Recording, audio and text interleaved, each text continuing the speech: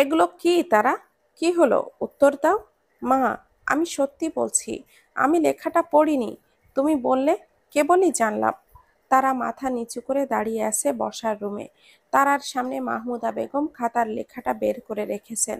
সৈকত, গাসু দুজনেই অনেক চেষ্টা করছে মাহমুদা বেগমকে বোঝানোর, কিন্তু মাহমুদা বেগমকে থামানোর সাধ্য আজ আর তাদের নেই।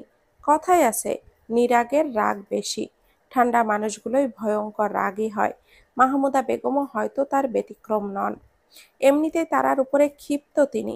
তারপর আবার তারাকে খুঁজতে বেরোনোর সময় নাফিসকেও তারার সাথে দেখে ফেলেন। ব্যাস, আগুনে যেন আরেক চামচ ঘি ঢেলে পড়ল। এই শিখিয়েছি, এই শিখিয়েছি আমি তোমাকে। চাচিমা, ও ভুল করে ফেলেছে হয়তো। তুমি চুপ করো সৈকত। ভুল? কিসের ভুল? ও কি ছোট বাচ্চা? আজ অবধি কখনো তোমার সাথে আমি জোর গলাতে কথা বলিনি। এতটাই গর্ব ছিল আমার তোমাকে নিয়ে। কখনো তোমার বাপি আমি তোমার গায়ে হাত তুলেছি, কিংবা দুটো কথা শুনিয়েছি? এটা কি তুমি বলতে পারবে? বলো তারা। তারা কেঁদেই ফেলেছে। নিঃশব্দে চোখের পানি ফেলে মাথা নিচু করে তারা উত্তর দিল, মা, বিশ্বাস করো, তুমি যেটা ভাবছো তেমন কিছুই না। ক্যাপ্টেনের সাথে আমার কোনো অন্য সম্পর্ক নেই। তাহলে প্রতিদিন সকালে কেন এত তাড়াহুড়ো তোমার বাইরে যাওয়ার? বলো আমাকে। বন্ধুত্ব করেছো, বন্ধুত্ব, তাও একজন পুরুষের সাথে, আরও সে কিনা কত বয়সে বড় তোমার থেকে। মা, উনি আমার বন্ধু নন। তাহলে? উনি আমার কাছে ক্যাপ্টেন, শুধুই ক্যাপ্টেন, এছাড়া কোনো সম্পর্ক না। মানুষ হিসাবে ওনাকে আমি সম্মান করি, এর বেশি কিছু না। ক্যাপ্টেন? এটা কোনো কথা হলো না তারা? তোমাকে আমি এই শিক্ষা দিয়েছি? একজন পরপুরুষের সাথে দিনের পর দিন তুমি সকাল সকাল এইভাবে চলাফেরা করছো, রেস্টুরেন্টে পর্যন্ত গিয়েছো তুমি তার সাথে, ফোনেও কথা বলেছো। তোমার লজ্জা করলো না একবারও? মা, আমি অনেক বড় পাপ করে ফেলেছি। এত কিছু আমি সত্যি মাথায় আনিনি। তারার কান্না দেখে মাহমুদা বেগমেরও বুকটা ফেটে যাচ্ছে, কিন্তু তাকে তো নরম হওয়া চলবে না। ছেলে মেয়েরা ভুল করলে বাবা মায়ের কষ্টের কাছে সন্তানের কষ্ট কিছুই না। আর বাবা মা যদি তাকে তখন শাসন না করে, কোমল হয়ে যান, তবে এই ভুল আবারও করে তারা। ম্যাডাম, আপারে মাফ করে দেন। আপা সত্যি আর কিছু করেনি। আমি তো সব সময় আপার লগেই থাকতাম। সব দোষ ওই গাছবান্দর ফুলচোরটার। তুমি চুপ করো গাসু। তুমি তো আরেক নাটের গুরু। তোমাকেও দেখছি, দুটোতেই বড্ড পেকে গেছো, তাই না? মা, গাসুকে কিছু বলো না। ওর কোনো দোষ নেই, আমার দোষ সব। তুমি আমাকে বকো, কিন্তু ওকে কিছু বলো না। এরকম পরিস্থিতিতেও গাসুর প্রতি তারার ভালোবাসা দেখে আরেক দফা অবাক হয়ে গেলেন মাহমুদা বেগম। রাগের মধ্যেও মনটা শিথিল হয়ে গেল তার। রাগের মাথায় তিনি এটাও ভুলে গিয়েছিলেন, শাসনের মধ্যেও ভালোবাসা থাকতে হয়, নইলে হিতে বিপরীতও হতে পারে। তারার কাছে গিয়ে তারার চোখ মুছে দিলেন তিনি। তারা ছলছল চোখে মাহমুদা বেগমের দিকে তাকালো। চল বসবি, অনেকক্ষণ দাঁড়িয়ে আছিস, পায়ে ব্যথা করবে। তারাকে নিয়ে মাহমুদা বেগম সোফায় বসালেন, তারপর নিজে তারার পাশে বসলেন।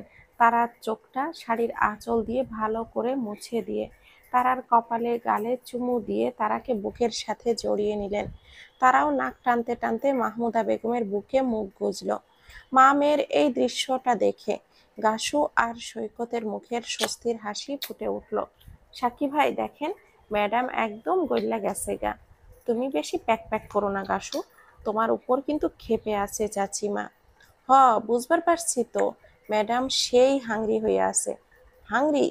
চাচিমা না কেবলই খাবার খেলো, এর সাথে আবার খাবার টানতেছেন কি লইগা? কেন, তুমিই তো বললে হাংরি। আরে সাকি ভাই, সাকিনার বাপ, এটা মানে হইল ভ্যাম্পায়ার। ভ্যাম্পায়ার? হ্যাঁ। ওরে বোঝেন না, রাগ রাগ। ও, টেম্পার। হ। আর ওটা হাংরি না অ্যাংরি হবে। ওই তো হইল তো। জানেন, আমার তো ওই পেহেলি বার থেকে ওই ফুলচোরটারে সন্দেহ হয়। ফুলচোরটাকে? ওই যে গাছবান্দরডা, ক্যাপ্টেন। গাসু বইন রে, ওটা ক্যাপ্টেন। ওই তার মানে তাই, সন্দেহ হয় কেন জানেন? ওই বজ্জাত বেটা বস্তা আমাকে কি বলছিল, হে নাকি আমাগো ফুল বাগানের সব থেকে সুন্দর ফুলটা ডাকাতি করিয়া লইব। এই জন্য তো তারা আপার লগে খাতির করতে আসছে। আই বুঝবার পারছি বেটা ফুল চুরি কইরা ব্যবসা করব। নাফিজের কথার অর্থ গাসু না বুঝতে পারলেও সৈকতের বুঝতে আর সময় লাগলো না। ও সাকি ভাই, কি ভাবেন? তুমি কিছুই বুঝছো না গাসু। হেডা আবার কি? বাল হইল এক উৎকৃষ্ট শব্দ বাঙালিদের কাছে। ইহা তাহাদের নিকট অতি জনপ্রিয়। তাদের দৈনন্দিন কথার মধ্যে এইটা থাকবেই। বুঝলাম না। বাল মানে চুল, কেশ, বুঝেছো? হ, বুঝছি। আর তারা আপার মাথায় তো হেব্বি লম্বা চুল আছে। হুস, চুপ কর, ওই দেখো ওরা দুজন কি করছে। মাহমুদা বেগম তারাকে জড়িয়ে মাথায় হাত বুলিয়ে দিচ্ছেন। তুমি বোঝো না মা, এটা পাপ কাজ। আমি কি তোমার খারাপ চাই বলো? না মা। তাহলে আর এরকম করবে না। মা, তুমিও ওনাকে যেরকম ভাবছো উনি কিন্তু সেরকম না। তোমাকে বললাম তো কতবার, উনি আমাকে সাহায্য করেছেন। যা করেছেন সেটা তার ভালো গুণ, নিঃসন্দেহে। কিন্তু তুমি নিজে তো দেখেছো লেখাটা ওর মানে কি দাঁড়ায়, বুঝেছো তো? হুম। আর ওনার সাথে যোগাযোগ করবে না, একদম মাথা থেকে ঝেড়ে ফেলবে এসব। সামনে তোমার পরীক্ষা, ওটাতে মন দাও, ঠিক আছে? হুম। চলো, এখন খেয়ে নেবে, ঔষধ খেতে হবে তো। হুম, চলো। একটার পর একটা ছবি ছিঁড়ে ফেললো নাফিজ। লতিফা চুপচাপ দাঁড়িয়ে ছেলের কাণ্ড দেখছে। নে, এবার তো থাম। কেন থামবো? তোমাকে বলেছি না আমি অন্য কাউকে ভাবতে পারবো না। কেন এসব মেয়েদের ছবি তুমি এনেছো? তাহলে কি করব আমি? আমাকে কি একটু বাঁচতে দিবি তুই? মা, তুমি এসব কেন বলছো? কেন বলি বুঝিস না? কত বয়স হয়েছে তোর, দেখেছিস? তোর বাবাও তোকে নিয়ে চিন্তায় থাকে। তোর কথা ভেবে কি না কি করেছি আমি। ভিটে মাটি ছেড়ে তোর সাথে এদিকে ওদিকে সব জায়গায় যাই। বয়স হচ্ছে আমাদের। তোর বাবাও অবসরের মানুষ। এত বছর বাড়ির ছাদের নিচে মাথা দেওয়ার সুযোগ পায়নি। এখন শেষ জীবনটাও কি মানুষটা এইভাবে কাটাবে? আমাদের কথা একবার ভাব। তোকে কতবার বলেছি মিষ্টি আসবে কি আসবে না তার কোনো নিশ্চয়তা নেই নাফিজ। আমি নিজেও চাই ওকে খুঁজে পেতে, কিন্তু এতগুলো বছর কেটে গেছে নাফিজ, ও ফিরবে না। লতিফা কেঁদেই দিয়েছে প্রায়। নাফিজ নিজেও নিজে কাছে লজ্জিত। তার মা বাবা তার জন্য অনেক ত্যাগ করেছেন জীবনে, আর আজ সে তার বাবা মায়ের কান্নার কারণ হয়ে যাচ্ছে। মা, আমি তো চেষ্টা করছি মিষ্টিকে ভোলার। ভুলতে কেন পারছি না বলো? কোনোদিন কি পারবো না? কিন্তু বিশ্বাস করো, শুধু তোমাদের জন্য আমি নিজেকে শক্ত করেছি। অন্য কাউকে নিয়ে বাঁচার স্বপ্ন দেখেছি, শুধু তোমাদের জন্য। যার জন্য মিষ্টির নামটাও দিন দিন আমার মনের কোণে আড়ালো হয়ে যাচ্ছে। কেউটা কে নাফিজ? এটা কি ওই মেয়েটা, তোর স্যারের মেয়ে? নাফিজ মাথা নিচু করে উত্তর দিল, হ্যাঁ মা, তারা। নাফিজ, তোর কি মাথা খারাপ হয়েছে? আমি সেদিন ভেবেছিলাম হয়তো তুই মজা করছিস, এরকম দুষ্টুমি আগেও করেছিস, কিন্তু কিন্তু কি মা? ও চলতে পারে না ঠিক মতো, এটাই তো? হ্যাঁ। তুই একজন সুস্থ সবল মানুষ, তুই কেন ওই অসুস্থ মেয়েটাকে নিয়ে জীবন শুরু করতে চাইছিস? মা, একটা কথা বলবে? কি? আল্লাহ না করুক, এখন যদি তোমার কোনো অ্যাক্সিডেন্ট হয় আর তোমারও পায়ে সমস্যা হয়, তুমি হাঁটার ক্ষমতা হারিয়ে ফেলো, তখন কি তুমি বাবাকে বলবে তুমি অন্য কারোর সাথে জীবন গড়ো? আমি অসুস্থ মানুষ? নাফিজ, মা, আমি সত্যিটা বলেছি, একটা সত্যি। একবার তুমি নিজের দিকটা ভেবে দেখো। নাফিজ, মেয়েটা যথেষ্ট সুন্দরী, যাকে বলে ভয়ঙ্কর সুন্দরী। রূপের মোহে কিন্তু কাটতে সময় লাগে না নাফিজ। মা, আমি তো ওর রূপের মোহে পড়িনি। তাহলে? হ্যাঁ, ও সুন্দরী, অসম্ভব সুন্দরী, কিন্তু মা, আমি যে ওর সৌন্দর্যের চেয়ে বেশি অন্য কিছু দেখেছি। মানে, মা জানো, আমি যখন আমার মিষ্টি পাখির সাথে থাকতাম, আমার ভিতরে কেমন একটা অনুভূতি কাজ করত। যতক্ষণ ওর সাথে থাকতাম, কখনো মন চাইতো না চলে আসি। এই একই অনুভূতিটা হয় আমার যখন তারার আশেপাশে থাকি। ও যেন চুম্বক আর আমি যেন লোহা, চুম্বকের মতো টানতে থাকে আমাকে, কেন জানি না। আর এই অনুভূতিটা আমাকে এমনভাবে গ্রাস করেছে, আমি দূরে যেতে পারি না ওর থেকে। জানো মা, আমি প্রতি সময় মোনাজাতে আমার মিষ্টিকে রাখি। প্রতিবার তারার সাথে দেখা হওয়ার পর থেকে কি হয়েছে জানি না, চোখ বুজলে যেন মিষ্টির পাশে তারার মুখ, ওর কথা বলা সবকিছু যেন ভাসে আমার চোখে। আমি সব সময় অনুভব করি তারা আমার সাথেই আছে। আমি মিষ্টিকে ভালোবাসি মা, অনেক ভালোবাসি। কিন্তু ও যে আমার জীবনের একটা মরীচিকা হয়ে থেকেই গেল। আমি তারাকে ভালোবেসে ফেলেছি। আমি তারার হাত ধরে মরীচিকাটাকে দেখে যাব একা একা। আমি মিষ্টিকে চেয়েছি শুধু আমার জন্য, কিন্তু তারাকে চাইছি আমাদের জন্য। তোমার আর বাবার কষ্টটা আমি আর দেখতে পারছি না, নিজেও স্বস্তির নিঃশ্বাস ফেলতে চাইছি। এই জন্য মা। লতিফা নাফিজের কাঁধে গিয়ে হাত রাখলো। তুই যাতে সুখী হোস, আমরা তাতেই খুশি। শুধু এই উদাস নাফিসটাকে আমি আর দেখতে চাই না। যা করবি তাড়াতাড়ি কর। হজে যাওয়ার আগে তোর বিয়ে দিয়ে যেতে চাই আমরা। দোয়া করো মা। লতিফা নাফিজের মাথায় হাত বুলিয়ে দিয়ে চলে গেল।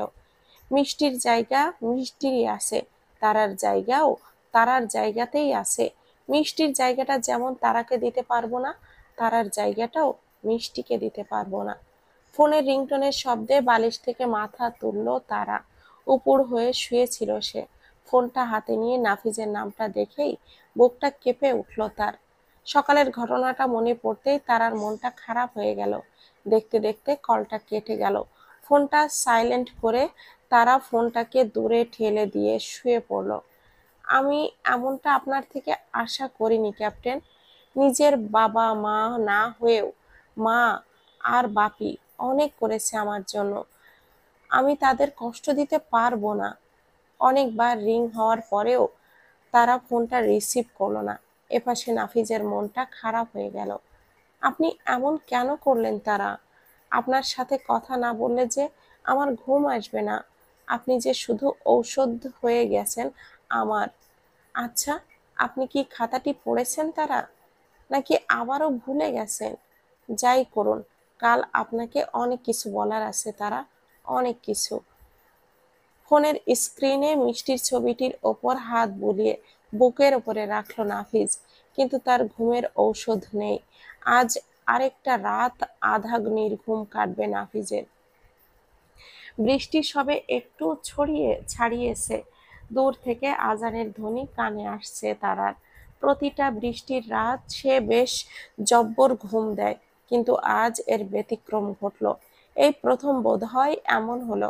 এমনিতেই শীত, তার মধ্যে শীতের ভেতর হুট করেই বৃষ্টি, মেঘের গর্জন, এসব থাকলেও ফ্যানটা ফুল স্পিডে চালিয়ে কম্বল মুড়ি দিয়ে ঘুমানোর অভ্যাস তারার। কিন্তু সব যে এলোমেলো হয়ে গেল। কাল সারা রাত শুধু এপাশ ওপাশ করেই কেটেছে তারার। তাই তো সকালে আজ আর অ্যালার্মের অপেক্ষা করতে হয়নি তারার। প্রকৃতি যখন ঘুমিয়ে, তখন দূরের ওই মসজিদের মুয়াজ্জিনের আহ্বানও তারার কানে ঢুকে গেছে আজ। বিছানা থেকে উঠতে গেলেই একটু পিছু ঘুরল তারা। ফোনের দিকে নজর গেল। কাল প্রায় আধা ঘন্টা পর পর নাফিজ 10-12টার মতো কল করেছিল তারাকে। রাত প্রায় 2:30টার সময় হয়তো নাফিজ ক্লান্ত হয়ে যায়, সেটা বেশ বুঝতে পেরেছিল তারা। কারণ একটু পর পর ফোন সাইলেন্ট মোডে থাকলেও স্ক্রিনের আলোটা বারবার জ্বলে উঠেছিল, আর তারা বারবার শুধু নামটার দিকে চেয়েছিল। ক্যাপ্টেন শব্দটা তারাকে আষ্টে পৃষ্ঠে বেঁধে রেখেছে। তার যে যেতে ইচ্ছে করে না এই বাঁধন থেকে ছাড়া পেতে। মন সায় দেয় না তার। নামাজ শেষ করে বিছানাটা ধীরে ধীরে গুছিয়ে নিল তারা। বসে পড়ল পড়ার টেবিলে। ভালো লাগে না কিছুই। এখনো ঘুম আসছে না। ঘুমের সাথে কি শত্রুতা আমার বুঝি না। মাথাটা ধরে আসছে তারার। এরকম বিদঘুটে অনুভূতি কখনো হয়নি তার। তারার ভাবনার মাঝেই আবারও ফোনের বাতি জ্বলে উঠল। তারার চোখ গেল ফোনের স্ক্রিনের দিকে। ক্যাপ্টেন ইজ কলিং নামটা দেখে আরো ভেতরটা চুরমার হয়ে যাচ্ছে।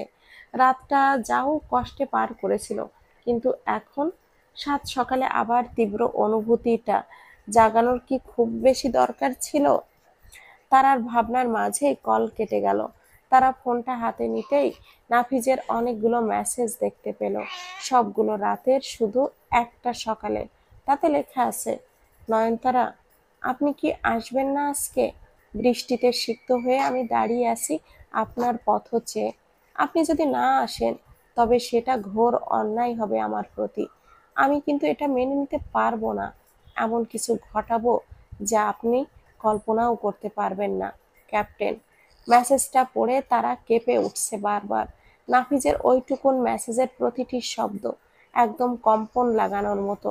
নয়নতারা, তারা তো ভাবতেই পারছে না নাফিজ কেন এই নয়নতারা শব্দটাকে মাঝে মাঝে ডেকে আনলো।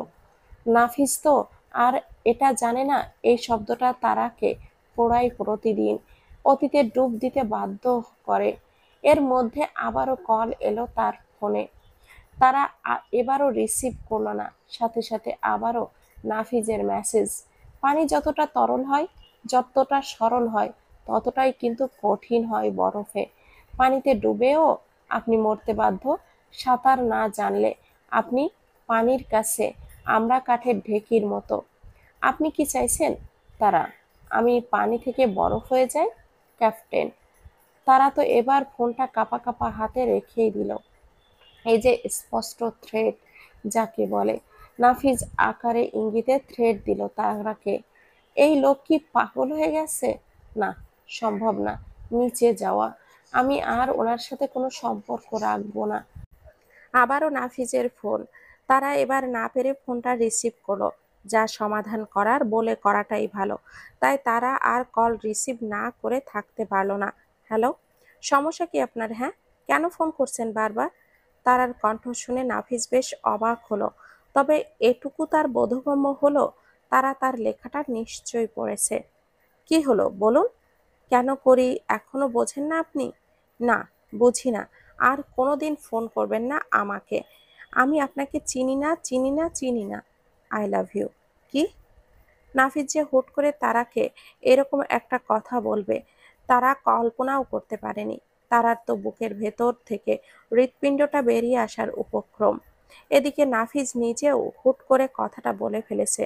সেও অত ভেবে বলেনি, কিন্তু তারার নীরবতা নাফিজের মুখে বাঁকা হাসির রেখা টেনে দিয়েছে। তারা, আপনি শুনছেন আমার কথা? নাফিজের ডাকে ধ্যান ভাঙল তারার। হুম, শুনছেন আমার কথা? কি বললেন আপনি? যাক, আপনার মনে হচ্ছে কথাটা খুব পছন্দ হয়েছে, এই জন্য আবার শুনতে চাইছেন। কখনো না। আপনাকে তো ফোন কাটলে খবর আছে। আপনার বাড়ির ভেতর ঢুকে আপনার ঘরে চলে আসবো বলে দিলাম। তারা নাফিজের কথা শুনে ঢোক গেল। নাফিজের গলা শুনেই বোঝা যাচ্ছে নাফিজ যথেষ্ট সিরিয়াসভাবে কথাটা বলেছে। তারার তো ভয় হচ্ছে, এরকম কিছু ঘটলে মাহমুদা বেগম তো তারাকে না, বরং নাফিজকে চিবিয়ে খাবে। ভয়ে আর ফোনটা কাটলো না তারা। আপনার সাহস তো কম নয়। সাহসের কিছুই দেখেননি। চুপচাপ নিচে আসুন। আমি কখন থেকে বৃষ্টিতে দাঁড়িয়ে অপেক্ষা করছি আপনার জন্য। কখনো না। আমি আর কখনো সকালে হাঁটতে যাব না। আর আপনার সাথে তো জীবনেও না। হাঁটতে হবে না, কিন্তু আজ একবারের জন্য হলেও আপনাকে নিচে আসতে হবে তারা। না হলে খুব খারাপ হয়ে যাবে বলে দিলাম। আপনি আমাকে হুমকি দিচ্ছেন? মা ঠিকই বলেছিল আপনি ভালো না, খারাপ লোক। মা কি বলেছিল সেটা পরে শুনবো, আগে আপনি আসুন। আপনার সাহস কম না, আমার মাকে মা বলছেন? তো শাশুড়ি আমাকে কি আন্টি বলবো? তারা এবার অবাকের চূড়ান্ত পর্যায়ে। নাফিজের কথার ধরনের সাথে তারা আজ বড্ড অপরিচিত। কোনো ধরনের কথা বলছে নাফিজ। তারা তো লজ্জায় শেষ। দেখুন আপনি। আচ্ছা, ফোন রাখছি। নিচে আসুন, বৃষ্টিতে ভিজে অপেক্ষা করছি। আর 1 মিনিটও যেন দেরি না হয়। আরে রব, তারা কিছু বলার আগেই নাফিজ ফোনটা কেটে দিল। তারা ফোন হাতে নিয়ে বসে দাঁত কিরমির করছে। তারা তো মনে হচ্ছে নাফিজের সাথে কথা বলাটাই তার ভুল হয়ে গিয়েছিল, না হলে এরকম কিছু আজ ঘটতো না। কোথাকার জল কোথায় গড়িয়েছে আজ। 10 মিনিট হয়ে গেছে, তারার আসার নাম গন্ধ নেই। নাফিজ এমনিতে বৃষ্টিতে ভিজে চুপচুপ হয়ে গেছে, আর তারার কাণ্ড দেখে আরো মেজাজটা খারাপ হয়ে গেছে নাফিজের। না পেরে নাফিজ তারাকে আবারও মেসেজ করলো, প্রেয়সী, আমি জানতাম তুমি খুবই নমনীয় প্রকৃতির, একদম আপেল ফ্লেভারের জেলির মতন। এখন তো দেখছি তুমি আস্ত একটা ঘাড় তেড়া। তুমি কি আসবে, নাকি আমি এসে কিউট করে তোমার দরজার কড়া নাড়বো? আমি আসছি, ইতি তোমার হবু জামাই। নাফিজের মেসেজটা দেখে তারা লাফ দিয়ে উঠে দাঁড়ালো। ক্রাশ নিয়ে জানালার কাছে গেল তারা। তারার চোখ তো ছানা বড়া। নাফিজ সত্যি সত্যি তাদের বাড়ির গেটের দিকে আসছে। তারা তাড়াতাড়ি ফোনটা দিয়ে নাফিজকে কল করলো। হ্যালো, প্লিজ আপনি আসবেন না ক্যাপ্টেন? তাহলে আপনি নিচে আসুন, 10 মিনিটের জন্য হলেও আসতে হবে। বাইরে বৃষ্টি হচ্ছে। এখন বৃষ্টি নেই, একটু আগেও তো হচ্ছিল। আকাশ আবার কালো হয়ে আসছে, আবার বৃষ্টি আসবে। আচ্ছা ঠিক আছে, শাশুড়ি মাকে বলুন বরণ ডালা সাজাতে। জামাই বরণ করবে না। আর হ্যাঁ, গরম গরম ভুনা খিচুড়ি রান্না করতে বলুন। প্রথমবার শাশুড়ি মায়ের হাতের খিচুড়ি খাবো, ভাবতে কেমন যেন লাগছে। আচ্ছা, ইলিশ মাছ আছে তো আপনাদের ফ্রিজে? খিচুড়ির সাথে ইলিশ ভাজা বেশ লাগবে। আপনি থামবেন, লিমিট ক্রস করছেন আপনি। তাহলে নিচে আসুন, আসছি। তারা ফোনটা কেটে দিয়ে রাগে গজগজ করতে করতে মাথায় হেজাব পেঁচিয়ে নিল। জামা কাপড় ঠিক করে ক্রাচ নিয়ে ধীরে ধীরে নেমে এলো নিচে। নাফিজ রাস্তার কোণে অন্যদিকে ফিরে ট্রাউজারের পকেটে হাত ঢুকিয়ে দাঁড়িয়ে আছে। তারা আস্তে আস্তে নাফিজের কাছাকাছি চলে আসছে। নাফিজের গায়ের টি শার্টটা ট্রাউজারের সব কিছুই ভেজা। তারা দেখেই বুঝতে পারছে নাফিজ সত্যি সত্যি বৃষ্টিতে ভিজে এখানে এসেছে। কেন ডেকেছেন হ্যাঁ? তারার গলা শুনে নাফিজ পেছনে ঘুরল। তারার দিকে তাকিয়ে মুচকি হাসি দিল। এদিকে আবার মেঘের ডাক। তারা ভয়ে চিৎকার করে কানে হাত দিল। হাত থেকে ক্রাশটা পড়ে গেল। তারা ভয়ে ভয়ে কাঁপছে। নাফিস তাড়াতাড়ি গিয়ে তারার দুই বাহু ধরল। তারা ভয় ভয় নেই, আমি আছি তো। তারা এখনো ভয়ে চোখ মুখ খিচে কানে দুটো আঙ্গুল দিয়ে রেখেছে। নাফিজের ইচ্ছে করছে তারাকে বুকে জড়িয়ে নিতে, তাহলে হয়তো তারার ভয়টা কাটতো, কিন্তু তার যে এই অধিকার নেই ভেবেই নাফিজ তারার বাহু থেকে নিজের হাতটা সরিয়ে নিল। এদিকে তারা চোখ খুলছে। নাফিজ ক্রাসটা উঠিয়ে তারার দিকে এগিয়ে দিল। নিন, ধরুন। তারা ক্রাস নিয়ে বিস্ফোরিত চোখে নাফিজের দিকে তাকিয়ে আছে। ফাজলামি করছেন আপনি? বারবার বললাম বাইরে মেঘ ডাকছে। এর মধ্যে ফিসফিসিয়ে আবার বৃষ্টি শুরু হলো। তারার তো আরো রাগ হচ্ছে নাফিজের প্রতি। ছাতাটাও সে নাফিজের তাড়ায় আনতে পারেনি। কি সমস্যা আপনার? এই গাছতলায় আসুন, না হলে বৃষ্টিতে আরো ভিজবেন। যাব না। কি বলার বলুন। হ্যাঁ, এটাই শেষবার। আর কখনো আমার সাথে কথা বলবেন না আপনি। শেষ না শুরু, সেটা কে বলতে পারে তারা? মানে, আপনি প্রচন্ড লেভেলের ঘাড় তেরা। কি বললেন আপনি? নাফিজ তারার কথার দিকে পাত্তা না দিয়ে তারার একটা হাত ধরেই বসলো। তারা অবাক হয়ে নাফিজের দিকে তাকিয়ে আছে। নাফিজ তারার কথার দিকে পাত্তা না দিয়ে তারার একটা হাত ধরেই বসলো। তারা অবাক হয়ে নাফিজের দিকে তাকিয়ে আছে। তারা হাত ছাড়াতে গেলে নাফিজ আরো শক্ত করে তারার হাতটা ধরে বসলো। এইদিকে আসুন, না হলে হাত ছাড়বো না বলে দিলাম। নাফিজ তারাকে নিয়ে একটা বড়সড় মেহগনি গাছের নিচে দাঁড়ালো। বৃষ্টির বেগ ক্রমান্বয়ে বেড়েই চলেছে। গাছের নিচে থাকার কারণে দুজনের গায়ে একটু কমই বৃষ্টির ফোঁটা লাগছে। নাফিজ তারার হাত ছেড়ে দিল, তারপর তারার দিকে ঘুরলো। কাল রাতে ফোন কেন ধরেননি? আপনাকে আমি কি ভেবেছিলাম, আর আপনি এরকম একটা জঘন্য কাজ করলেন আমার সাথে? আমি আপনাকে কতটা সম্মান করতাম ক্যাপ্টেন, আর আপনি। তারার কথা শুনে নাফিজের মাথা নিচু হয়ে গেল। তারা এবার কেঁদেই দিয়েছে। কাল আপনার জন্য, শুধুমাত্র আপনার জন্য মা আমাকে বকেছে, বাপি বকেছে, অথচ আজ এত বছর আমি কখনো তাদের বকা খাইনি। আমি আপনাকে কতটা শ্রদ্ধা করতাম, আর আপনি, আপনার একবারও হাত কাঁপলো না? আপনি আমার খাতাতে ওই রকম কথাবার্তা লিখেছেন। আপনার সাথে আর কোনো কথা বলতে চাই না আমি। আমি ভুলে যাব আজ থেকে ক্যাপ্টেন নাফিজ নামে কেউ ছিল, যাকে আমি বন্ধু না ক্যাপ্টেন ভাবতাম, একজন অন্য রকম ক্যাপ্টেন। আপনি খুব খারাপ ক্যাপ্টেন। তারার কথা কান্না দেখে নাফিজেরও চোখে পানি চলে এলো। আচ্ছা তারা, আমার ভুলটা কোথায়? আমি কি কখনো আপনাকে খারাপ কথা বলেছি, নাকি কোনো খারাপ আচরণ করেছি?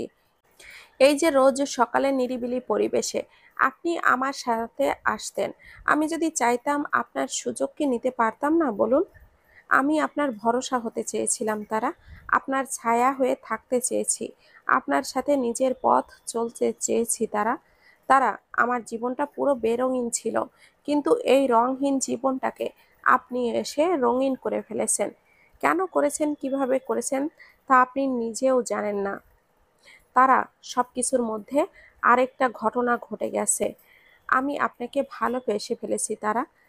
তারা শরীরে ঝাঁকুনি দিয়ে উঠল নাফিজের কথা শুনে। নাফিজের চোখের পানিটা কেন যেন তারাকে কষ্ট দিচ্ছে। নাফিজ পকেট থেকে একটা নয়নতারা ফুলের মালা বের করে তারার সামনে হাঁটু গেড়ে বসলো। তারা আরো অবাক হয়ে গেল। তারা, আজ এই বৃষ্টির ফোঁটাকে ছুঁয়ে বলছি, আমি আপনাকে ভালোবাসি। বৃষ্টির মতন আমিও আপনাকে আমার ভালোবাসা ফোটাতে ফোটাতে ভিজাতে দিতে চাই। শীতের এই সকালটাকে আমি আরো মধুর করে তুলতে চাই। ভালোবাসার চাদর দিয়ে জড়িয়ে নিতে চাই আপনাকে। আপনার প্রতিটি কম্পনকে নিজের বুকের ভেতর কম্পনের সাথে পরিচয় করিয়ে দিতে চাই। কোনো এক গ্রীষ্মে নিঝুম বিকেলে আপনার চায়ের সঙ্গী হতে চাই। আপনার প্রতিটি হেমন্তের সরিষার মাঠ হতে চাই, যেখানে শুধু আপনার বিচরণ থাকবে। আমি বসন্তের কোকিলের মতো ডাকতে চাই, আপনার কানে কানে গিয়ে বলতে চাই একটা ছোট্ট কথা, ভালোবাসি তারা, অনেক ভালোবাসি। তোমার প্রতিটি চোখের চাহনিতে, তোমার হাসির মাঝে লুকিয়ে থাকা কারণকে, তোমার প্রতিটি নিঃশ্বাসকে ভালোবাসি আমি। আমি তোমাকে খুব ভালোবাসি তারা। তুমি কি হবে আমার নয়নতারা বাগানের ছোট্ট রানী? নাফিস তারার উত্তরের আশায় তার মুখের দিকে চেয়ে আছে। এই কথা কি জানেন, একটা কথা কি জানেন, পৃথিবীর সবকিছু সৌন্দর্যের কাছে হার মানায়। আপনিও দেখি তার ব্যতিক্রম নন ক্যাপ্টেন। দুদিন এলেন, দুটো কথা হলো, একটু চেহারা ভালো বলে বললেন ভালোবাসি। ভালোবাসাটাকে এতটাই সস্তা মনে করেছেন আপনি? মানে, দয়া দেখাতে আসবেন না আমাকে। আমি ঠিকমতো চলতে পারি না, তাই বলে কি ভেবেছেন আপনি বলবেন আর আমি এই সব মেনে নেব? আপনি আমার রূপের মোহে পড়তে পারেন, আমি না। তারা, তুমি, ব্যাস, আর কোনো কথা বলবেন না আপনি। এত বড় কষ্টটা না দিলেও পারতেন আমাকে। আপনাকে অনেক ভরসা করতাম, কাছের মানুষ মনে করতাম, আর আপনি শুধু সেটার সুযোগ নিয়েছেন। নাফিজ এবার উঠে দাঁড়ালো। তারা, ভুল বুঝছো তুমি আমাকে। আমি ঠিক ভুল বুঝতে চাই না। আমি অসহায় বলে কেন আমার সুযোগ নেন আপনারা? স্কুল কলেজেও এরকম কতজন সুযোগ নিয়েছিল, হাসি ঠাট্টা করেছে। আমিও মানুষ ক্যাপ্টেন। দয়া করে এভাবে অপমান করবেন না। যখন দেখবেন ঠিকমতো চলতে পারি না, একদিন দুই দিন, তারপর সব ভালোবাসার কথা না উবে যাবে কর্পূরের মতো। প্লিজ আর কখনো আমার সামনে আসবেন না আপনি। এখানেই শেষ আপনার আর আমার মধ্যকার ছোট্ট সম্পর্কটা। তারা যেতে নিলে নাফিস তারার পথ আটকে রাখলো। আমাকে ভুল বুঝতে পারো না তুমি। সরুন এখন আমার থেকে। আমি কোনো ঠাট্টার বস্তু নই, বুঝেছেন আপনি? আমার মতো প্রতিবন্ধী একটা মেয়েকে ভালোবাসেন? এত বড় ঠাট্টা না করলেও পারতেন। নাফিস পাশ কেটে তারার সামনে এসে চলে গেল। নাফিস চিৎকার করে কেঁদে উঠল, কেন আমার সাথে এমনটা হবে? আর হতে দেব না আমি।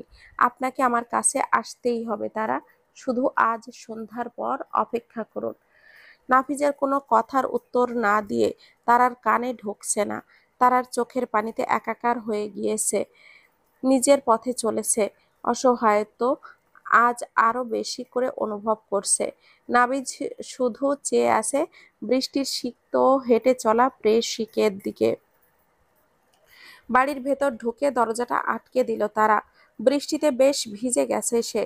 দরজার সাথে পিঠ লাগিয়ে দাঁড়িয়ে বারবার নিঃশ্বাস নিচ্ছে সে। চোখের পানি যেন বাঁধ মানছে না। এই সকালে তুই কোথা থেকে বৃষ্টিতে ভিজে এসেছিস? মাহমুদা মাহমুদা বেগমের কণ্ঠ শুনে তারা চোখ মেলে সামনে তাকালো। এতক্ষণ সে খেয়ালই করেনি তার সামনে মাহমুদা বেগম দাঁড়িয়ে আছেন। মা, তুমি উঠেছ কখন? হ্যাঁ, অনেক আগেই উঠেছি। গাসুর ওপর থেকে টাওয়েল নিয়ে আসো তো। আচ্ছা ম্যাডাম। মাহমুদা বেগম গাসুকে বলতেই গাসু দৌড় দিয়ে ওপরে চলে গেল টাওয়েল আনতে। মাহমুদা বেগম এগিয়ে গিয়ে তারাকে ভেতরে আনলেন, সোফায় নিয়ে বসলেন। এর মধ্যে গাসু টাওয়াল নিয়ে হাজির। গাসুর হাত থেকে টাওয়াল নিয়ে মাহমুদা বেগম তারার মাথায় হিজাব খুলে তারার মাথা মুছে মুছে দিচ্ছেন ভালো করে। তারা মাহমুদার বেগমের দিকে তাকিয়ে আছে।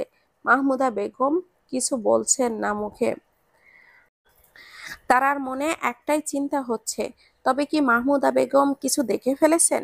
না হলে তিনি এত শান্ত কেন হয়ে আছেন? তারার ভাবনার মধ্যেই মাহমুদা বেগম বলে উঠলেন, তারা, উপরে গিয়ে জামা পাল্টে ফেলো মা। মা শোনো, তুমি কি? এখন কোনো কথা না, ঠান্ডা এমনিতেই লাগিয়ে ফেলেছো। যাও, আগে ওপরে যাও, জামা কাপড় সব পাল্টাবে। আমি তোমার জন্য আদা চা করে নিয়ে আসি। মা, ওপরে যাও মা। গাসু, গাসু, এই যে, আই অ্যাবসেন্ট বারধান। কিসের অ্যাবসেন্ট? মানে উপস্থিত। দেখেন ম্যাডাম, আপনি দেখি ইংরেজ ভুলে গেছেন। কিছু ভুলিনি। প্রেজেন্ট মানে উপস্থিতি, আর অ্যাবসেন্ট মানে অনুপস্থিত। বুঝেছ? মাহমুদা বেগমের কথা শুনে গাসু নিজের জিভ নিজেই কামড় ধরল। থুরি থুরি, উল্টাইয়া গেছিল ম্যাডাম। যাও, তারাকে নিয়ে ওপরে যাও। আর তোমার না স্কুল আছে? হ্যাঁ ম্যাডাম। ওকে ঘরে দিয়ে গিয়ে পড়তে বসো। আমি তোমার ঘরে খাবার দিয়ে আসবো। আচ্ছা ম্যাডাম। তারা আপা, ওঠেন ওঠেন, ঘরে চলেন। গাসু তারার হাতটা ধরে উঠিয়ে নিয়ে তারাকে নিয়ে ওপরে চলে গেল। মাহমুদা বেগম তারার যাওয়ার দিকে তাকিয়ে আছেন। আমি তোমাকে জন্ম দেইনি ঠিকই, কিন্তু মা বলে ডাকো আমাকে। আমার চোখকে তুমি কিভাবে ফাঁকি দিতে পারবে মা? আমার তোমার প্রতি সম্পূর্ণ বিশ্বাস আছে। আমি জানি তুমি নিজেই সত্যি কথা বলবে আমাকে। এবার আর আমি তোমাকে কিছু জিজ্ঞাসা করব না মা, তুমি নিজেই সব বলবে আমাকে। দরজা খুলেই চমকে উঠল লতিফা। ছেলেকে এমন বিধ্বস্ত অবস্থায় আগে কখনো দেখেননি সে। একে তো বৃষ্টিতে ভিজে চুপচুপ হয়ে আছে নাফিজ, তারপর আবার চোখ মুখ লাল হয়ে আছে। মায়ের চোখ দেখেই বুঝতে পারছে নাফিজ আজ কেঁদেছে। নাফিজ, এ কি অবস্থা তোর? মাকে দেখে আর নিজেকে চেপে রাখতে পারল না নাফিজ। লতিফাকে জড়িয়ে ধরে হু হু করে কেঁদে উঠল। লতিফা নাফিজের পিঠ হাত বলিয়ে সান্ত্বনা দিচ্ছে। বাবা, কি হয়েছে তোর? কাঁদছিস কেন? কি হয়েছে বল? তোকে কাঁদতে দেখলে আমার কি ভালো লাগে বল? মা, আমার সাথে কেন এমনটা হয় বলো তো? কেন হয়? সব সময় শুধু আমাকেই কষ্ট পেতে হয়। এই দেখো না, মিষ্টিটা কষ্ট দিয়ে চলে গেল, আর যাকে নিয়ে নতুন করে বাঁচতে চাইলাম সেও আমাকে কষ্ট দিয়ে চলে গেল। কেন এমন হয় বলো তো মা? কি হয়েছে সোনা, আমাকে বল। এভাবে কাঁদিস না তুই। মা, আমি কি নিয়ে বাঁচবো বলো না মা। নাফিস কেঁদেই যাচ্ছে মাকে জড়িয়ে ধরে। সচরাচর ছেলেরা এত সহজে কাঁদে না, কিন্তু নাফিজের যে চোখ বাঁধ মানছে না। তারা আজ এই বৃষ্টির ফোঁটাকে ছুঁয়ে বলছি, আমি আপনাকে ভালোবাসি। বৃষ্টির মতন আমিও আপনাকে ভালোবাসি। ভালোবাসার ফোঁটাতে ফোঁটাতে ভিজিয়ে দিতে চাই শীতের এই সকালটাকে। আমি আরো মধুর করে তুলতে চাই, ভালোবাসার চাদর দিয়ে জড়িয়ে নিতে চাই আপনাকে। আপনার প্রতিটি কম্পনকে নিজের বুকের ভেতর কম্পনের সাথে পরিচয় করিয়ে দিতে চাই। কোনো এক গ্রীষ্মের নিঝুম বিকালে আপনার চায়ের সঙ্গী হতে চাই। আপনার প্রতিটি হেমন্তের সরিষার মাঠ হতে চাই, যেখানে শুধু থাকবে আপনার বিচরণ। তুমি কি হবে আমার নয়নতারা বাগানের ছোট্ট রানী? সকালের কথা মনে পড়তেই বুকের ভেতরটা কেমন খা খা করে উঠল তারার। নাফিজের আবেগে আপ্লুত চোখ দুটো যেন এখনো তারার চোখের সামনে ভাসছে। বিছানায় হেলান দিয়ে শুয়ে আনমনে জানালার দিকে তাকিয়ে আছে তারা। একটু আগেও সে এই জানালা দিয়ে দেখেছিল নাফিজকে, আর এখন সবকিছু কেমন যেন শেষ হয়ে গেল। আচ্ছা, ক্যাপ্টেন কি সত্যি সত্যি আমাকে ভালোবেসেছিল? ওনার কথাগুলো কি সত্যি ছিল? না না, এটা কি করে সম্ভব? আমি তো ধরতে গেলে একটি প্রতিবন্ধী মেয়ে। এটা নিছকই ক্ষণিকের আবেগ ছাড়া আর কিছুই নয়। আমি কেন আবার ক্যাপ্টেনের কথা ভাবছি? আর ভাববো না, কখনো না। যা হওয়ার হয়েছে, সব শেষ হয়েছে। ভালোর জন্য হয়তোই হয়েছে। দরজা খোলার শব্দে পাশ ফিরে তাকালো তারা। মাহমুদা বেগম ভেতরে এসেছেন, হাতে ধোয়া ওঠা চায়ের কাপ। তারাকে দেখে মাহমুদা বেগম মুচকি হেসে চায়ের কাপটা নিয়ে গিয়ে তারার হাতে দিলেন। আদা চাটা তাড়াতাড়ি শেষ কর মা, অনেক ঠান্ডা লাগিয়ে ফেলেছিস। তুই চাটা শেষ কর, আমি গাসুর খাবার দিয়ে আসি। ও তোকে খাবার দিচ্ছি। মাহমুদা বেগম উঠে যেতে গেলে তারা মাহমুদা বেগমের হাত ধরে বসে, তার এক হাত দিয়ে। মাহমুদা বেগম পেছনে ঘুরে তাকালেন। মা শোনো না, কিছু বলবি? একটু আমার কাছে বসবে? মাহমুদা বেগম তারার আবদার শুনে মুখে হাসির রেখা টেনে তারার পাশে বসে তারার মাথায় হাত রাখলেন। নে, বসেছি। কি হয়েছে মা? মুখটা এমন করে রেখেছিস কেন? মা, তোমাকে কিছু বলার আছে। কি বলবি? মা, আজ সকালে উনি এসেছিলেন। কে? ক্যাপ্টেন। তারা ক্যাপ্টেন কথাটা বলে মাথা নিচু করলো। মাহমুদা বেগম মুখে আবারও যেন হাসি ফুটে উঠল। তার বিশ্বাস সফল হয়েছে। তিনি জানতেন তারা তাকে মিথ্যা বলবে না। সন্ধ্যাবেলা পড়ার টেবিলে বসে অঙ্ক কষছে তারা। একের পর এক অঙ্ক কেটেই চলেছে কলম দিয়ে। কোনোভাবেই উত্তর মেলাতে পারছে না। পারবে কি করে? মন টেবিলে থাকলে তো। এর মধ্যেই গাসু এক প্রকার দৌড়ে তারার ঘরে প্রবেশ করলো। তারা আপা, তারা আপা। গাসুর কণ্ঠ শুনে তারা পেছনে ঘুরলো। গাসুকে হাঁপাতে দেখে তারা বেশ অবাক হলো। কি হয়েছে গাসু? এভাবে হাঁপাচ্ছ কেন? কি হয়নি তাই কন আপা। কি হয়েছে বলবে তুমি? আপা, ওই ফুলচোরটা আইছে। কি? হ আপা, আয়শা মেজর সাহেবের সাথে বকবক করতেছে। আপনাকে আমার কাছে আসতে হবে তারা। শুধু আজ সন্ধ্যার অপেক্ষা করুন। কথাটা মনে পড়তেই তারার বুকটা কেঁপে উঠল। সকালবেলা নাফিস চেঁচিয়ে এই কথাটাই বলেছিল। স্পষ্ট মনে আছে তার। তবে কি এই জন্য নাফিস বলেছিল ওই কথা? তারা আর দেরি না করে মাথার কাপড় দিয়ে ক্লাস নিয়ে উঠে দাঁড়ালো। গাসু, শিগগিরই নিচে চলো। কেন আপা? আপনি গিয়ে কি করবেন? কথা কম বলো আর চলো। গাসু আর তারার মাঝে তারা ঠিক কি নিয়ে থেকে বেরিয়ে গেল নিচে যাবার জন্য। তুমি কোন সাহসে আমাকে এই কথা বলো নাফিস? তুমি ভুলে যাচ্ছ আমি কে? না স্যার, কিছুই ভুলিনি। কিন্তু আপনি ভুলে যাচ্ছেন এটা। তুমি কোন সাহসে আমাকে এই কথা বলো নাফিস? তুমি কি ভুলে যাচ্ছ আমি কে? না স্যার, কিছুই ভুলিনি। কিন্তু আপনি ভুলে যাচ্ছেন এটা ইউনিট না। ইউনিটের বাইরে আপনি যেমন একজন সাধারণ মানুষ, তেমনি আমিও।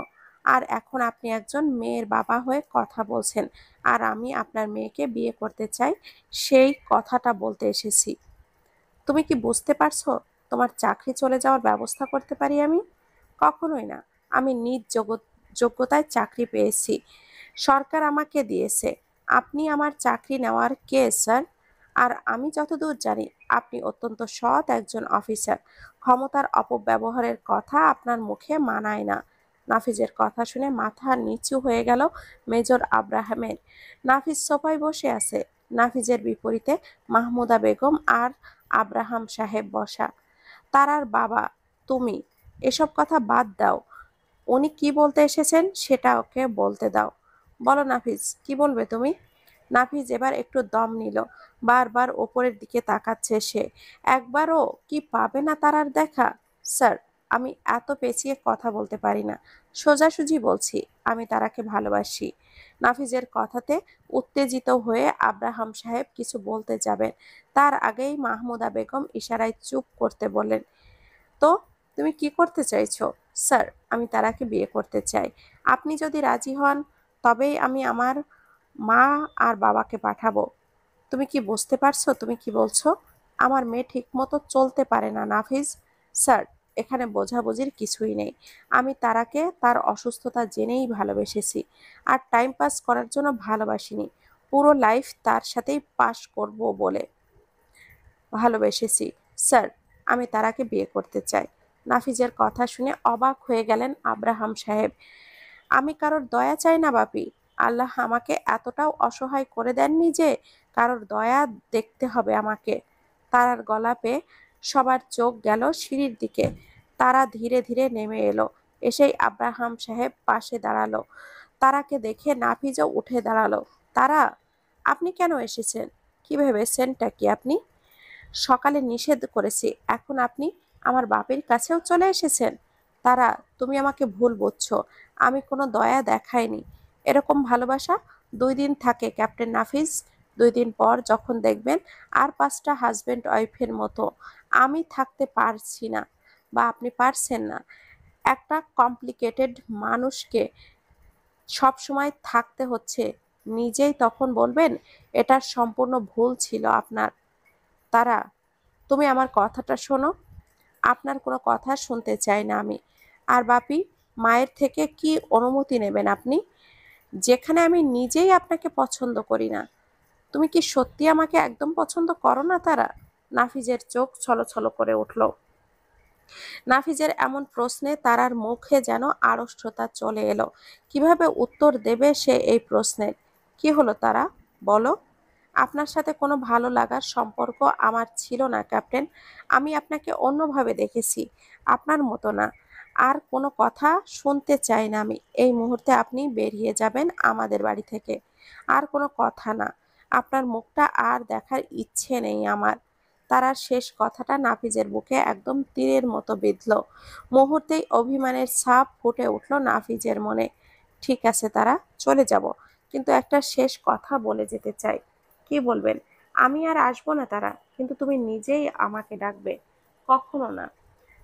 ডাকবে তারা, তোমার মুখের কথায় না হলেও তোমার অনুভূতির ডাকে আমি আসবো তারা। আরেকটা কথা বলে যাচ্ছি, আমি সত্যি ভালোবেসেছি। আমার ভালোবাসা যদি সত্যি হয়, আর কোনোদিন যদি একবারও আমার জন্য আপনার মনে একটুও অনুভূতির সৃষ্টি হয়ে থাকে, তবে জেনে রেখো, তোমাকে আমার হতেই হবে। আমি তোমার অনুভূতির আহ্বানে আসব, তোমার রাত জাগার স্বপ্নকে সত্যি করতে আসব। কোনো একদিন দিন শেষে দুজনে পাশাপাশি চলার জন্য হলেও আসব, কথা দিচ্ছি। তার আগে আমার মুখ তুমি দেখতেও পারবে না। আসি তারা, আল্লাহ হাফেজ।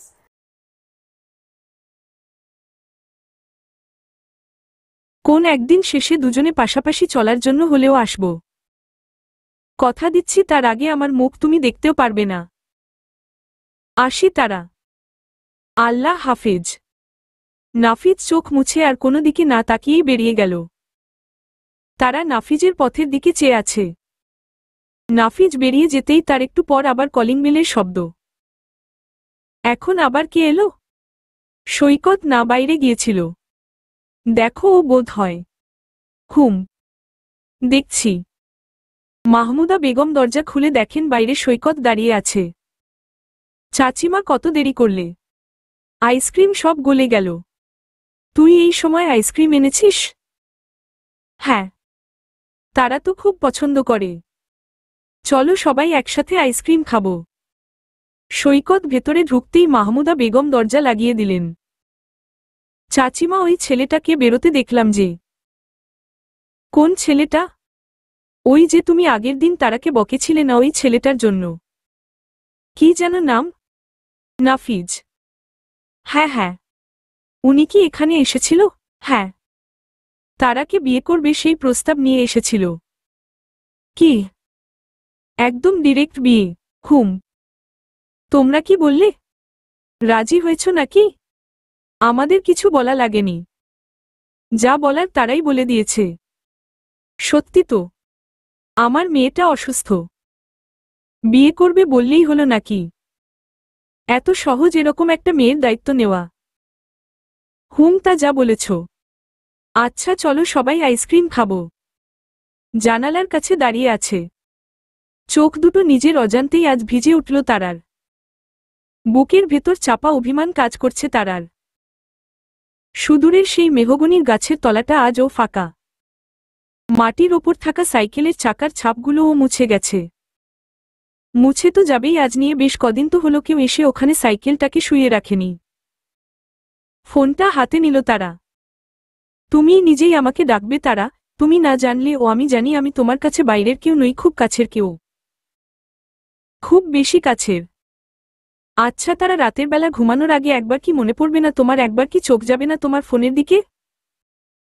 একবার কি তোমার মনে হবে না এই গভীর রাতেও ফোনের স্ক্রিনের আলোটা জ্বলে উঠবে, কারোর মেসেজ টোন বেজে উঠবে, অথবা কারোর কল?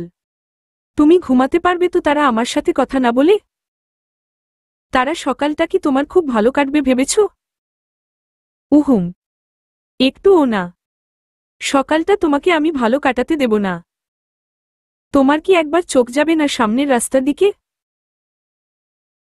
একবার কি মনে পড়বে না ওই মেহগনি গাছের আড়ালে দাঁড়িয়ে কেউ অপেক্ষা করত ঘন্টার পর ঘন্টা শুধু তোমাকে দেখবার জন্য? মনে পড়বে তারা? তারা তোমার মনে আছে সেদিন রেস্টুরেন্টে তুমি কেন গিয়েছিলে? তাও আমার মতো অচেনা মানুষের সাথে? সে কথাটা বাদই দিলাম। এটা ভেবে দেখো তো কেন তুমি কলেজ ফাঁকি দিয়েছিলে? তোমার কি মনে পড়বে না তারা? আমার সামান্য কথা তোমার খারাপ লেগেছিল বলে মুখ ভার করে রেখেছিলে। এখন পারবে তো বাকি দিনগুলো আমাকে না দেখে আমার সাথে কথা না বলে কাটাতে? তোমার জায়গায় তুমি ঠিক তারা। আসলেই কেউ চাইবে না একজন অসুস্থ মেয়েকে নিজের জীবনসঙ্গী করতে। তোমার কথা মতো চাওয়াটা নিত্যন্ত হাস্যকর, কিন্তু কেউ যদি মন থেকে চায়, মনের গভীর থেকে চায়, তবুও কি বলবে এটা হাস্যকর? তুমি বললে তোমাকে কেউ ভালোবাসবে না, কিন্তু কেউ যে ভালোবেসেছে সেটাকেও তুমি অপরাধ করে দিলে। তুমি পারবে না তারা। আমার কথা মিলিয়ে নিও। তুমি সত্যি পারবে না। তোমার চোখের কোণে যদি আমার জন্য এক ফোঁটা পানিও আসে না তারা, আমি সেদিন আসব। তোমার ভালোবাসার টানে আসব। ভালো থেকো। ভালোবাসার প্রেয়সী। ভালোবাসা দিলাম এক টুকরো, তুমি যতনা রেখে দিও। ভালোবাসি প্রেয়সী। ক্যাপ্টেন। মেসেজটা দেখে আরো কষ্ট হচ্ছে তারার। সেদিন নাফিজ চলে যাওয়ার পর রাতে নাফিজ তারাকে এই মেসেজটাই দিয়েছিল। তারা কিছু রিপ্লাই দেবে তার আগেই নাফিজ হয়তো তারার নাম্বার ব্ল্যাকলিস্টে দিয়ে দিয়েছিল, যার জন্য মেসেজ কল কোনোটাই আর যায়নি। কষ্টটা আরও বেড়ে গেল তারার। এই আপনি ভালোবাসার কথা বলেছিলেন, আমার নাম্বারটা ব্ল্যাকলিস্টে দিয়ে দিলেন আপনি। আপনি খুব খারাপ ক্যাপ্টেন, খুব খারাপ। তারা ফোনটা বিছানায় ছুঁড়ে মারল। পড়ার টেবিলে বসে গেল। একটু পর আবার তাকে কলেজের জন্য বের হতে হবে। তার এক্সাম শুরু হয়েছে যে। ডাইনিং টেবিলে বসে সৈকত খাবার খাচ্ছে। পাশে মাহমুদা বেগম বসা। সৈকত তারা এখনো এলো না যে? আসবে আসবে, হয়তো রিভাইজ করছে। বুঝলাম না কি হলো ওর। কদিন ধরে সবসময় মন খারাপ করে বসে থাকে।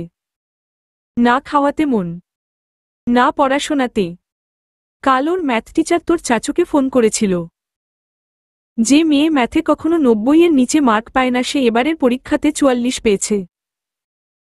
বুঝতে পারছিস কি অবস্থা? কি বলোটা কি? তারা এত কম নম্বর পেয়েছে। হ্যাঁ সেটাই। ওর কি হয়েছে আল্লাহ ভালো জানেন। আমার মনে হয় ওকে একটু ডাক্তার দেখানো দরকার। আবার বেশি অসুস্থ হলো কি না? চাচিমা ওকে ডাক্তার দেখিয়ে লাভ নেই। তুমি নিজেও ডাক্তার। তুমি বলো এসব কি কোনো রোগের লক্ষণ? তাহলে তোমার মেয়ের শরীরের না মনে রোগ হয়েছে। পারলে ওই মনের ডাক্তারকে ধরে আনো, দেখবে সব ঠিক হয়ে যাবে। মানে? এর মধ্যেই তারা ওপর থেকে নেমে আসলো। এসে মাহমুদা বেগমের পাশের চেয়ারে বসে কারোর সাথে কথা না বলে নিজের মতো খাবার বেড়ে নিল। মাহমুদা বেগমের বিষয়টা একদম ভালো লাগছে না।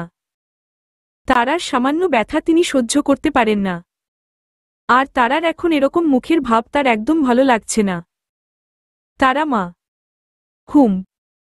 কি হয়েছে তোর মা? এরকম চুপচাপ হয়ে থাকিস কেন সব সময়? কেমন উদাস হয়ে থাকিস? কোনো সমস্যা হয়েছে? মাকে বল। কিছু হয়নি মা। কিছু তো হয়েছে। তোমার স্যার বলল তুমি এবার ম্যাথে ৪৪ পেয়েছ। কেন মা? তোমার কি পড়া বুঝতে অসুবিধা হচ্ছে? তুমি তো কখনো এরকম খারাপ রেজাল্ট করো না। জানি না। তারা আর কথা না বাড়িয়ে নিজের খাওয়াতে মনোযোগ দিল। মাহমুদা বেগম সৈকতের দিকে তাকাল। এই তারা তুই ম্যাথে ৪৪ পেয়েছিস? ছি ছি ছি। এবার দাদু বাড়ি গিয়ে সবাইকে বলে দেব আমি। সব সময় বলতি না তুই ম্যাথে কখনো কম পাস না। কেন ছি ছি করার কি আছে? আমি যে অন্যবার ভালো নম্বর পেয়েছি বলে সবসময় যে এটা পাবো এটা কি কোনো শাস্ত্রে লেখা আছে? নাকি এটা আমার জন্য আইন হিসেবে সংবিধানে লেখা হয়েছে? তারা বেশ রেগে কথাগুলো বলল। তারার এমন রূপ দেখে সৈকত মাহমুদা বেগম দুজনেই অবাকের চূড়ান্ত পর্যায়ে। তারার মুখ দিয়ে এরকম কথা তো দূরে থাক, তাকে কখনো রাখতে দেখেনি তারা। এতটাই শান্তশিষ্ট মেয়ে সে। অথচ আজ ১টা বেজে গেছে। পরীক্ষার খাতা জমা দিয়ে হলো থেকে বেরিয়ে এলো তারা। বাইরে বেরিয়েই দেখে সৈকত আর গাসু দাঁড়িয়ে আছে। গাসু, তোমার স্কুল শেষ?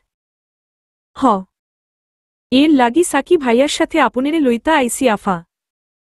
তারা চল চল। হুম চলো। সৈকত আগে আগে গিয়ে গাড়িতে বসল। তারা ধীরে ধীরে হাঁটছে, গাসু তার পেছনে বকবক করতে করতে আসছে। তারা মাথা নিচু করে হাঁটছে। রোদের তীব্রতা ঘেমে যাচ্ছে তারা। বুকের ধুকপুকানিটা হঠাৎই যেন বেড়ে গেল তারার। তারা দাঁড়িয়ে গেল। আফা, কি হয়েছে? খাড়ান কেন? কিছু না। গাসু, তুমি আগে আগে যাও। অনেকক্ষণ এক্সাম হলে বসেছিলাম তো তাই পা একটু ব্যথা করছে। হায় হায় গড! কি কইলেন? কোনো সমস্যা না গাসু। আমি একটু আস্তে আস্তে যাচ্ছি। তুমি যাও। আচ্ছা। গাসু পা চালিয়ে সামনের দিকে যাচ্ছে। তারা দাঁড়িয়ে এদিক ওদিক চোখ বুলাচ্ছে। তারার কেন যেন মনে হচ্ছে কেউ একদৃষ্টিতে তারার দিকে তাকিয়ে আছে। এদিক ওদিক তাকাতেই হঠাৎ করে চোখ আটকে গেল তারার। আজ ১৫ দিন পর সেই চিরচেনা মুখ। ইউনিফর্ম পরিহিত ক্যাপ্টেন নাফিজ পিকআপে বসে আছে। তারাদের গাড়ির সোজাসুজি একটু দূরে নাফিজের গাড়ি দাঁড়িয়ে। এক ফালি রোদ নাফিজের মুখের ওপর পড়েছে। ঘর্মাক্ত মুখমণ্ডল লাল হয়ে আছে নাফিজের। কিন্তু দৃষ্টি তার তারার দিকে। একদম যেন চোখে চোখ পড়েছে তারা আর নাফিজের। রোদ পড়াতে নাফিজের উদাস চেহারাটা আরো স্পষ্ট হয়ে ফুটে উঠেছে তারার সামনে। কদিনেই যেন চোখ মুখ কেমন শুকিয়ে গেছে নাফিজের। মন মরা ভাব। একদম বিষণ্ণ চেহারা। আর দৃষ্টি। চোখ যে মনের কথা বলে। গানের সুর হলেও আসলেই যেন তাই। নাফিজের ছলছল চোখ দুটো রোদে আরো জ্বলজ্বল করছে। চোখ দুটো বলেই দিচ্ছে তার শত অভিমান না বলা কথাগুলো। নাফিজকে দেখে তারার বুকের ভেতরটা যেন কামড় দিয়ে উঠল। ক্যাপ্টেন। তারা নাফিজের দিকে তাকিয়ে হাঁটা শুরু করেছে, তার আগেই গাড়ি ঘুরিয়ে চলে গেল নাফিজ। তারা আর ধরতে পারল না।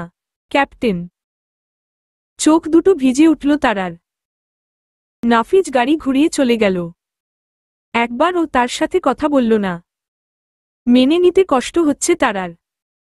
পরক্ষণেই আবার এটা ভাবল তারা, কেন এসেছিল তাহলে নাফিজ? তাও তার কলেজের সামনে। সত্যি সত্যি কি নাফিজ তাকে ভুলে গেছে? ফোন না একদম মনের ব্ল্যাকলিস্টে রেখে দিয়েছে? বিকেল বেলা, আজও বৃষ্টি হচ্ছে। শীতের মধ্যেও আজ আবার বৃষ্টি। তারা বিছানায় বসে জানালার দিকে তাকিয়ে আছে। তারার আজ খুব মনে পড়ছে নাফিজকে। এই তো সেদিন ও এইরকম বৃষ্টিতেই নাফিজের সাথে তারা শেষবারের মতো কথা বলেছিল একদম নির্জনে। আরও আজ এতদিন পর নাফিজের মুখটা দেখেছে তারা। কতই না মায়াবী লাগছিল সেই মুখ। ছেলেদের মুখের দিকে তাকালে হয়তো মাটা খুঁজে পাওয়া যায় না। কিন্তু কেউ যদি প্রচণ্ড কষ্টে থাকে তার মাটা ঠিক ভেসে উঠবে। ওই তারা কি করছিস? সৈকতের গলা শুনে দরজার দিকে তাকালো তারা। সৈকত দাঁড়িয়ে আছে দরজার কাছে। ভাইয়া তুমি ভেতরে এসো। না ঘুমোতে যাব এখন? হ্যাঁ রে, আরও আগে ঘুমাতে যেতাম, কিন্তু বৃষ্টি দেখে ভিজতে মন চাইল, তাই ছাদে গিয়েছিলাম।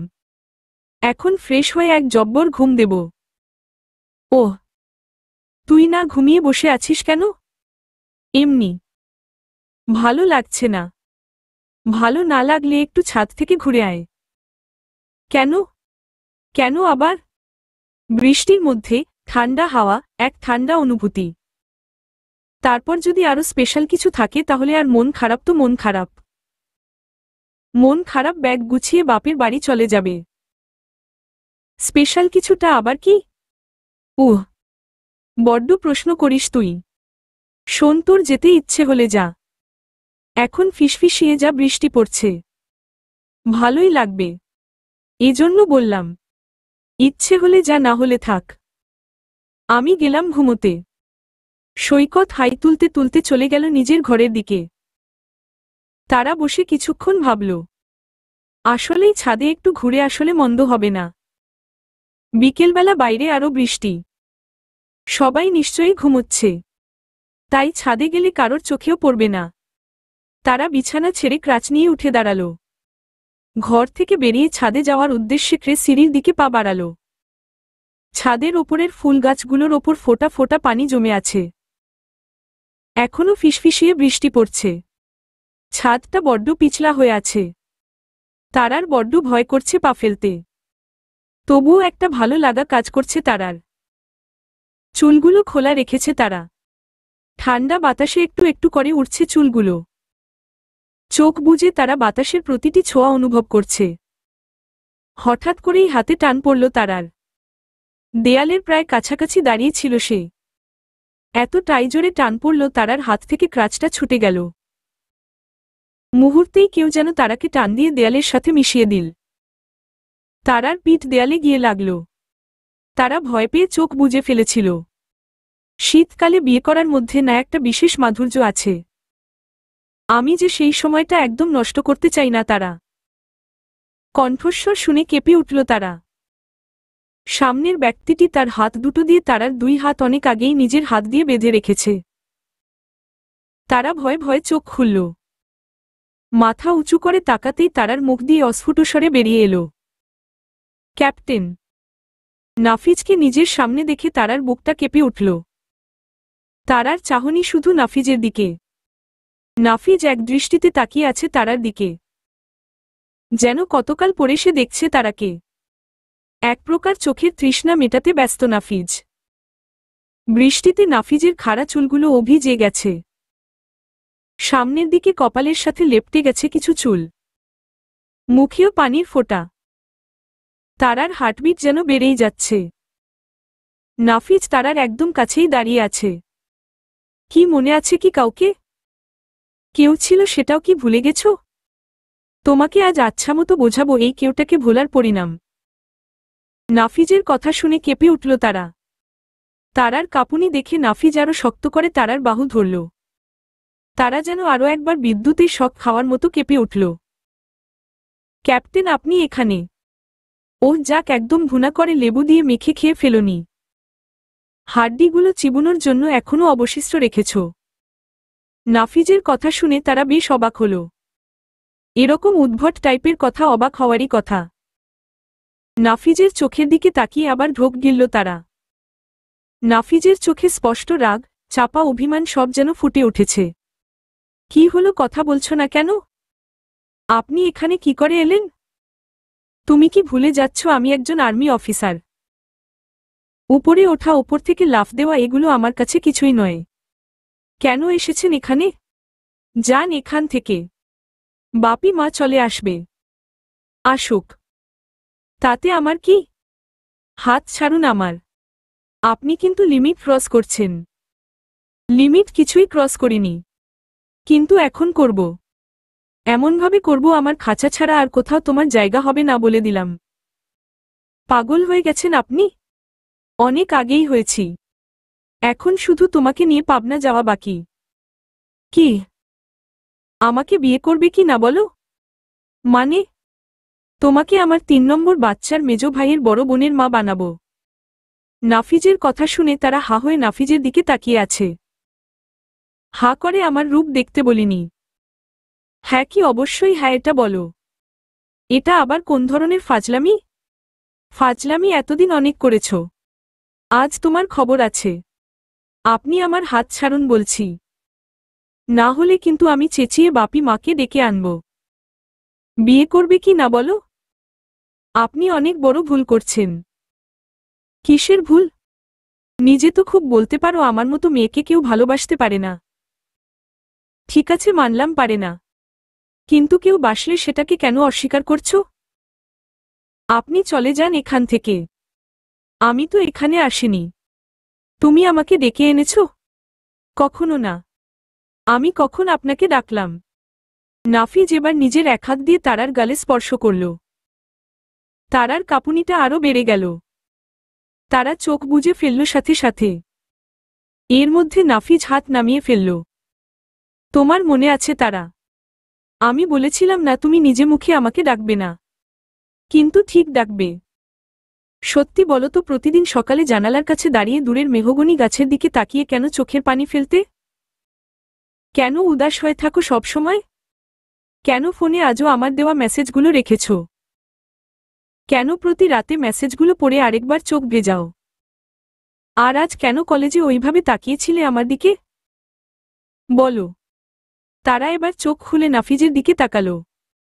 নাফিজের চোখে পানি এসেই গেছে। তারার চোখ দুটো ছলছল করে উঠল। তুমি কি অস্বীকার করতে পারবে তারা আমার জন্য কোনো অনুভূতি নেই তোমার মনে? কি হলো বলো? আপনি চলে যান ক্যাপ্টেন। আমি আমার ওর চাইছি তারা। চলে যান আপনি। বললাম না শোনেন না আপনি? কেন নিজের জীবনটা নষ্ট করতে চাইছেন? এতক্ষণ ধরে অনেক ভালোভাবে বোঝালাম তারা। কিন্তু তুমি শুনলে না। এখন আমিও নিরুপায়। এখন যেটা করতে চাইছিলাম না সেটাই করতে হবে আমাকে। মানে? কি করবেন আপনি?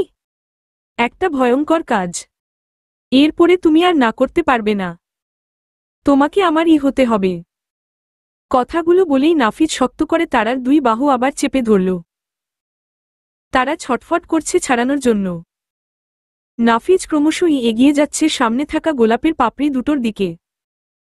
ক্যাপ্টেন থামুন বলছি। আপনি এমন কিছু করবেন না। ক্যাপ্টেন। বৃষ্টি থেমে গেছে। আসরের আজান দিয়ে দিয়েছে।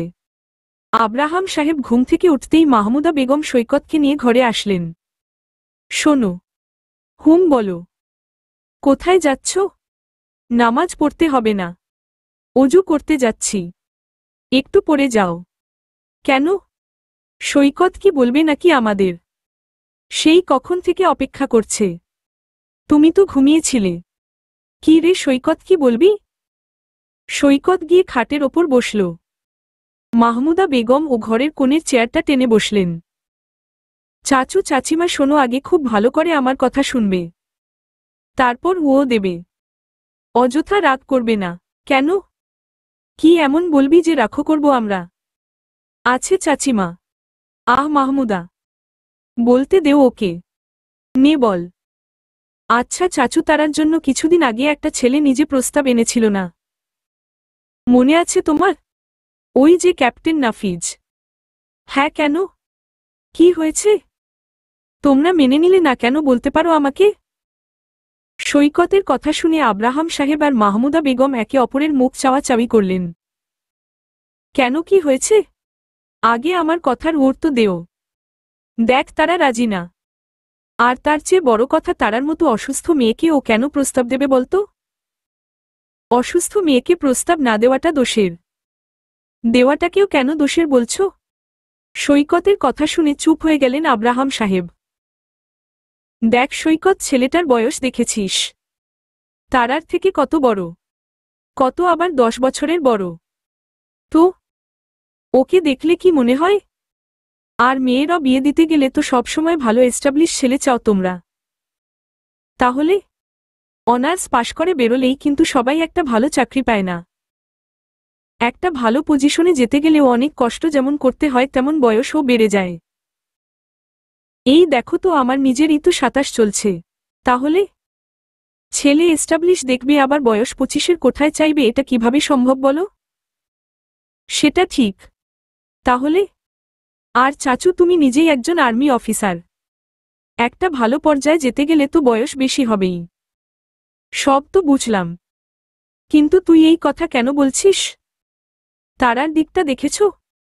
কদিন ধরে না ঠিকমতো খায় না পড়াশোনা করে, সব সময় জানালার ধারে উদাস হয়ে দাঁড়িয়ে থাকে। কেন বোঝো? কেন? চাচু তোমার মেয়ে প্রতিদিন সকালে জানালা দিয়ে রাস্তার দিকে তাকিয়ে থাকে, চোখের পানি ফেলে। ওই রাস্তা দিয়ে তো এই কদিন সকালবেলা ওই ক্যাপ্টেনের সাথে চলাফেরা করত। তারার ও না ওই নাফিজকে নিয়ে মনে কিছু আছে? না হলে তুমি বলো পরীক্ষাতে তাই সে টেনে টুনে পাশ করছে। কোন পর্যায়ে গেছে ও? কিন্তু তারার যদি নাফিজকে ভালো লেগেই থাকে তাহলে ও এতদিন জানায়নি কেন? চাচিমা তোমার বিয়ের সময় কি তুমি তোমার বাবাকে বলতে পেরেছিলে তুমি বিয়েতে রাজি কিনা? এত দূর গড়িয়েছে অনেক আগেই আন্দাজ করেছি আমি। আমার মেয়েটা দিন দিন শুধু মন মরা হয়ে থাকে। শোনো, আজ নাফিজ আসবে। কেন? আমি আসতে বলেছি। উনি নিজেও তো ভালো নেই। আমার থেকে তো প্রতিদিন তারার খোঁজ নিত। তোর থেকে? হ্যাঁ। আমিও তো দেখি নাফিজ অফিসেও কেমন অন্যমনস্ক হয়ে থাকে। চাচু আমার মনে হয় এগোনো উচিত। ছেলেটা সত্যি তারাকে ভালোবাসে। আমি নিজেই তো শুনেছি তারার থেকে ছেলেটা কত কেয়ার করে তারার। আমার যে ভয় হয় সৈকত, আমার মেয়েটাকে যদি ও কষ্ট দেয়। ছোট থেকেই এমনিতেই না জানি কত কষ্ট পেয়েছে। যেদিন ওকে পেয়েছিলাম ওর শরীরের মারের দাগ দেখে বুক কেঁপে উঠেছিল আমার। আজ ও যেন আমার চোখের সামনে ভাসা ছোট্ট হাত পায়ের ওই দাগগুলো। সেই থেকে আজ অবধি কখনো ওকে মারা তো দূরে থাক, জোরে কথা বলি না আমি ওর সাথে। চাচু তুমি তো কাছ থেকেই দেখো ওই ছেলেটাকে, তুমি বলো ও কেমন? নাফিজ ছেলেটা সত্যি অনেক ভালো। ইউনিটে যেমন নামডাক আছে তার থেকেও অনেক বেশি ভালো। এত মেয়ে কলিগদের সাথে কাজ করে, কখনো দেখি না কাজের বাইরে কারোর সাথে কথা বলে। আর বড়দেরও যথেষ্ট সম্মান করে। আজান শুনলেই হলো কাজ ফেলে আগে নামাজে ছুটে। ও সত্যি অনেক ভালো ছেলে। তাহলে সমস্যা কোথায়? আমার তারা সুখী হবে তো? চাচু সুখের কথা আল্লাহ ছাড়া কেউ বলতে পারে না। তারা ছোট থেকে অনেক কষ্ট পেয়েছে, এখনো পাচ্ছে। ঠিকমতো চলতে পারে না। আল্লাহ নিশ্চয়ই এতটা অসুখী ওকে করবেন না। আজ নাফিজ আসবে, তোমরা কথা বলবে ওর সাথে। কিন্তু তারা? ও রাজি হয়ে বসে আছে। কিভাবে? ও তো ভেবো না তো, তোমার মেয়ে যথেষ্ট জেদি। সামনে জেদ দেখাবে আর তলে তলে দেখো একদম এক আর্মিকে পটিয়ে বসে আছে। আচ্ছা ঠিক আছে, তাহলে একটু গোছগাছ করো। ও কি ওর মা বাবাকে নিয়ে আসবে? হ্যাঁ, আজ একদম প্রস্তুত হয়েই আসবে ওরা। আচ্ছা, দেখি তাহলে একটু নাস্তা বানাতে হবে তো। আগের দিন তো ছেলেটাকে কিছু মুখেও দিতে দেইনি। যাও যাও। মাহমুদা বেগম উঠে গেলেন। সৈকতও উঠে পিছু পিছু গেল।